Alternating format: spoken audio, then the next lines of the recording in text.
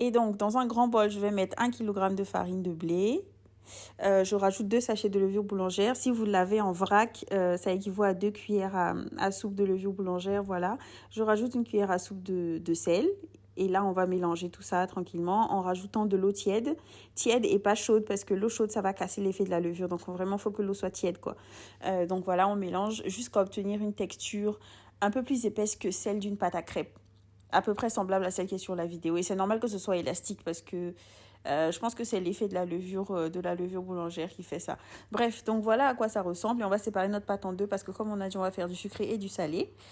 Donc on s'occupe du sucré en premier. Je rajoute le sucre. Et pour le dosage, franchement, c'est au bon vouloir de chacun. Moi, j'aime quand c'est moyennement sucré. Du coup, j'en mets pas beaucoup.